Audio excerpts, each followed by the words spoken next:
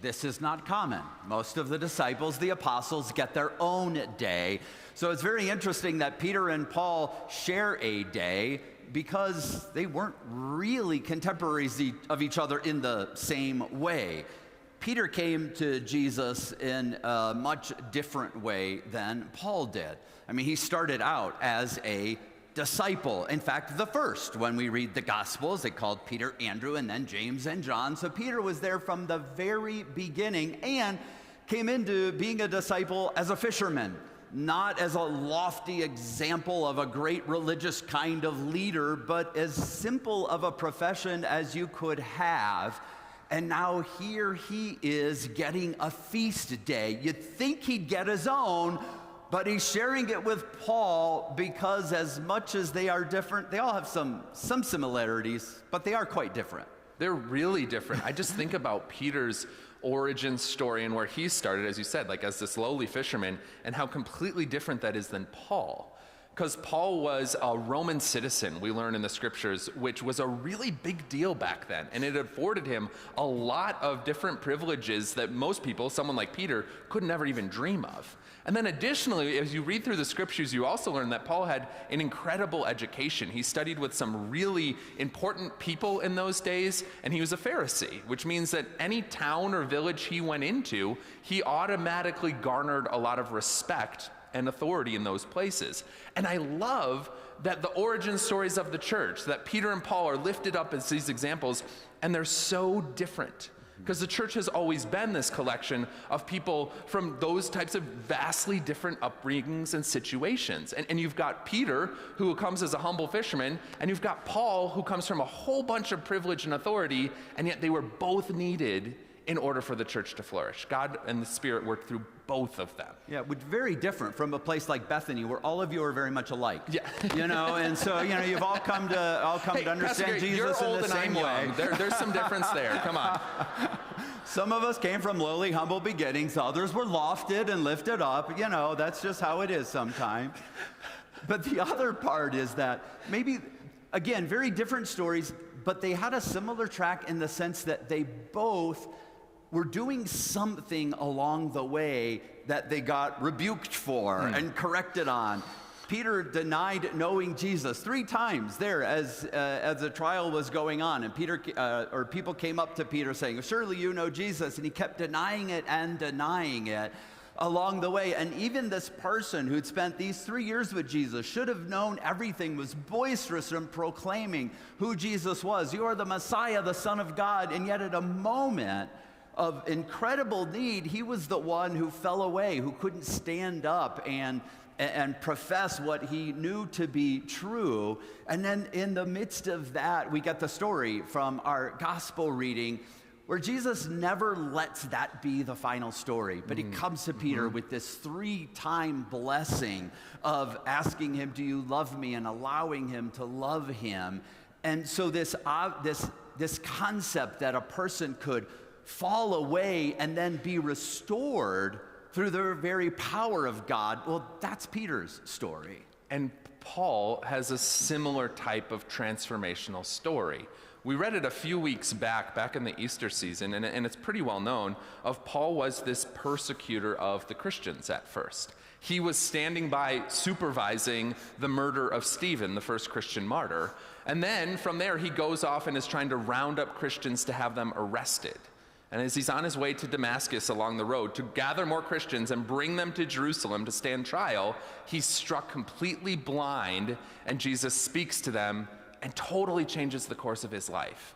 And I love that story of Paul because I think there's so much of our story within it as well, in that he was so confident that he knew exactly what he needed to do. He knew exactly that he should be gathering up these Christians and having them persecuted, and yet it shows the spiritual blindness that he had. Jesus reveals to him on that Damascus road the ways that he didn't actually have it all figured out, the ways that his pride and sinfulness was leading him astray. And God then meets him in that moment of blindness and gives him an entirely new purpose. It's a complete transformation. He then becomes the one who writes half of the New Testament for us, and such a proponent of spreading Christianity, which began as the persecutor of Christianity. And what's so beautiful about his story, and Peter's story too, is that this is a story of God's rescue. That Paul thought he had it all figured out, but God rescued him from his own pride and selfishness and thinking he knew what was best. I love that you use the word rescue. I mean, that shows up in our first reading today, that Peter is in prison and he is rescued. And even Paul talks about being rescued in a way when he talks about, finishing the race and getting the crown and all of that. He still talks about those being moments of rescue. And that really is our Christian story.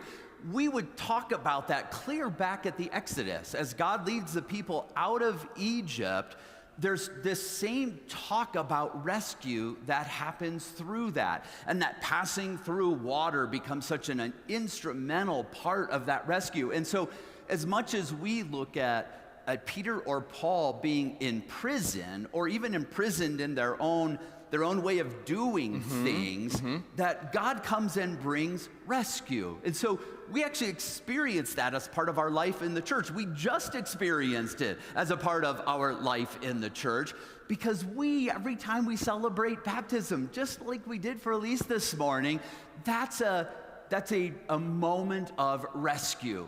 That somebody passes through water, and that which could hold us down, however we kind of talk about that sin that could encompass us and bind us, well, all that is released now in the same way that Peter and Paul were imprisoned and imprisoned and imprisoned and rescued and rescued and rescued. Well, that's our very story. It's our Exodus story, and it's our baptism story. And it's a story, like what I hear you saying, that is continuing. And we see it in Elise's baptism today. I always tell baptismal parents to pay really close attention to that blessing we say over the water before we have a baptism, because it's recounting the biblical story of how God rescues. And the idea is that now that is happening again in our midst with this child. And in the same way, we hold up Peter and Paul as these great examples of the faith, but the most important part about them is that God rescued them, and that God continues to rescue each and every one of us every day. Whether it was Peter's shame that he felt, that he needed to be rescued from, which is what Jesus provided him in that gospel passage, or whether it was Paul's arrogance that he needed to be rescued from in order to be led to do the incredible things that he ended up doing for the Christian church. Rescue is always our story.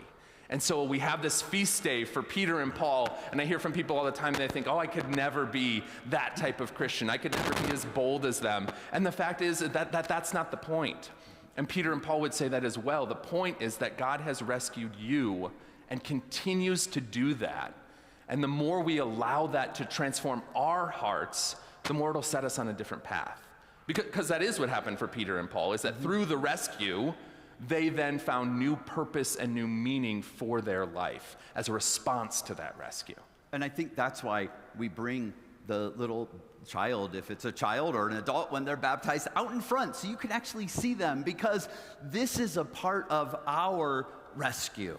It's not that that's for us alone now, but we're now a part of this community that was like the fourth day of Vacation Bible School that no one could remember, and I did. Just want to point that out. And so it's that sense that we really are rescued to be a part of a community now that can talk about what does it mean to now be living into these promises of God. What does it mean for us to live into them for ourselves, but then also, how does that message get spread? Well, it gets spread because of all of us. We could say that, Peter was released from prison, and thank goodness, because now he could do all the things that I could never do. Or Paul was rescued from prison, so thank goodness he could do the things that I could never do.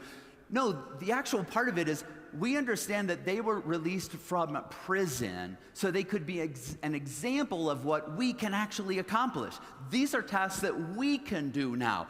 We take up this mantle of what does it mean to be rescued and what does it mean to live that out in the way we live our lives. So Peter and Paul, they might have a feast day. I'm not really sure if Nate and Gary are ever going to have a feast day. We got a little work to do before the church decides to quite do that. But I don't think we'd ever want to. And maybe you'll never want a feast day yourself. But there should be a time where you can say, I have been rescued for a purpose. I've been rescued for the sake of the gospel.